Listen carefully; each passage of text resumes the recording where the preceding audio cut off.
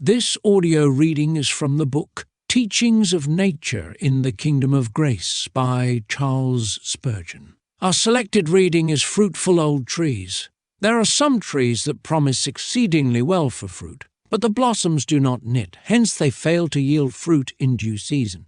But those whom God plants, and whom he makes to flourish, bring forth fruit, and continue to bring it forth till old age. During all their youth and all their manhood, they keep fruitful, and then they bring forth fruit when their years decline and their days are numbered. When others are in the sere and yellow leaf, then are their fruits ripe and mellow. When others are decaying, they are ripening. They are growing sweeter, better, and holier when others are not growing at all. They shall bring forth fruit in old age, that time when one does not expect much fruit-bearing, when the strength faileth, when the capacity for projecting seems to have gone, and the power for carrying out what is projected has become very little. They shall bring forth fruit in old age. This is not merely a cheering promise, but it is a very gratifying fact that God's people do bring forth fruit in old age. Very luscious fruit some of them produce. Yea, we look for the best fruit in the oldest saints. What fruit then, you will ask, do they bring forth? Well, there is the fruit of testimony. I distinctly recollect hearing a blind old minister talk of the loving kindness of the Lord when I was 16 or 17, and the encouragement that he gave me has never departed from me. A young man could not have done that because he had not attained so much experience, but the weight of years, and even of infirmities, made that venerable blind man's testimony very, very weighty to my soul. They shall bring forth fruit in old age. Saints bring forth fruit in the way of savor when they grow old. Many young ministers can rattle out some of the truths of the gospel very readily, but if you want to taste the sweetness, to feel the unction, to enjoy the savor, you must hear one who has had long and deep experience. It must be so. There is an inimitable mellowness about the Christian who has grown old in his master's service. If you want to hear about the sea, talk to an old salt. If you want to hear about war, talk to an old soldier who has been in the battle and smelt gunpowder and knows what it is to have lost a leg. He is the man to tell you. And so, if you want to know about the real deeps, the truth, the vitality, the power of religion, you must not go to boys. You must go to those who bring forth fruit in old age because they can speak out of the fullness of their soul. The aged Christian ought to have, and I hope he often has, the fruit of patience. After having suffered so long and enjoyed the mercies of God so long, he ought to learn to be patient. I once heard a good Christian man say that he was confessing a fault. He said, "I am afraid that the fruit of my old age is peevishness." "No," I said, "that is not a fruit of your old age. It is a fruit of your old nature. But the fruit of old age, where there is grace in old age, should be patience." One of the most delicious fruits that Christians produce in their old age is calm, quiet confidence in God. John Bunyan has described this in his Pilgrim's Progress. In the beautiful picture of the land Beulah, "I shall not at all object to have a grey head, and eyes like lamps whose wasting oil is spent, weak shoulders and tottering knees, if I may get to Beulah." You know that he describes it as a land that was just on the verge of the river, and so near to the celestial country that the Shining Ones did often cross the river. And there was a pervading smell of sweet spices all over the land, because it lay so near to the city of the blessed that when the wind blew that way it wafted the spices across, and they could, in quiet places of the land, often hear the songs of the Shining Ones who wandered there. The inhabitants were at perfect rest. The land was called Beulah, for God's delight was in her.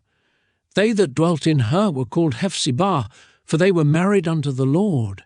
And they were sitting there, many of them, close by the brink of the river, waiting till a message should come from the king. For the king's messengers every now and then came into the country, and they said, "The pitcher is broken at the cistern.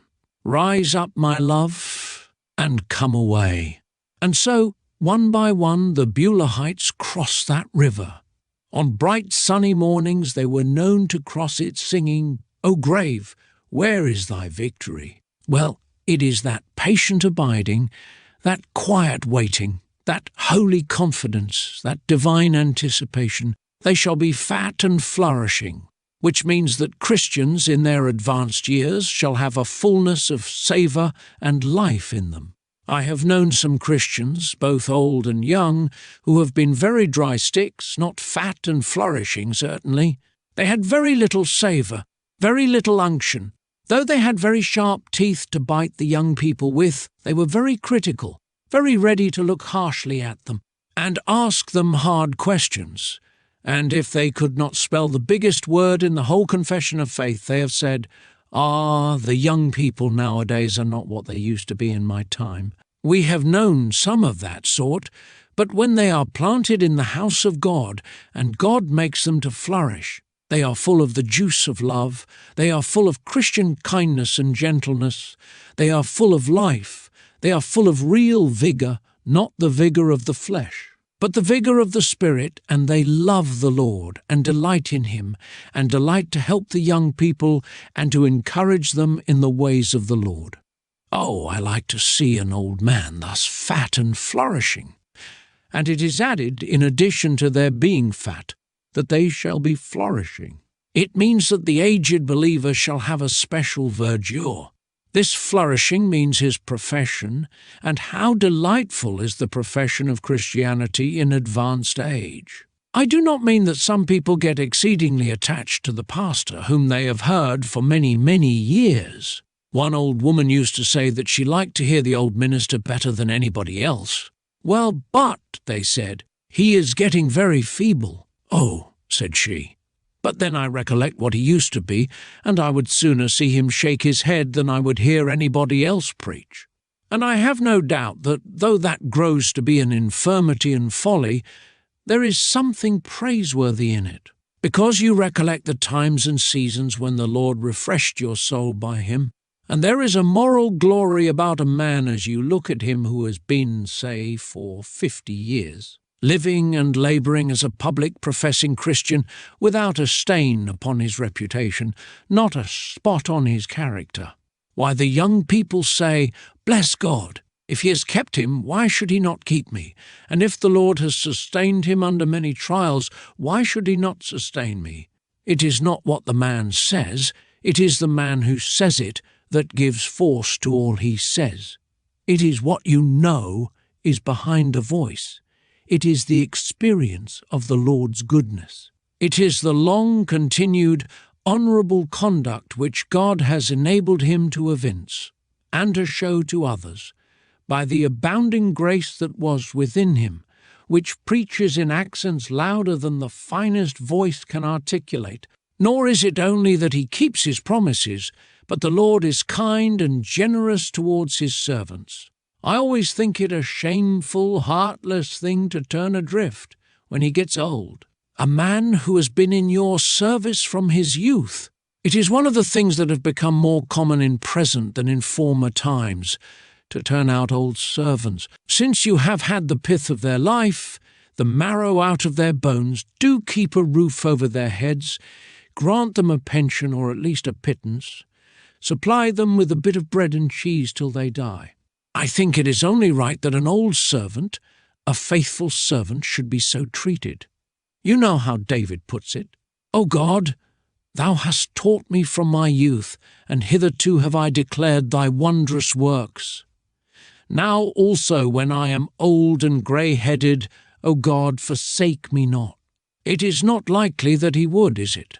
Such a God as he turn his old servants off? You remember the Amalekite who had a master that was an Egyptian, and the master left him to perish, and David found him. Well, that is how the Egyptian masters do, but that is not how our master does. Thou wilt not leave or desert me when my age and my infirmities multiply upon me. When these eyes grow dim, thou wilt look upon me.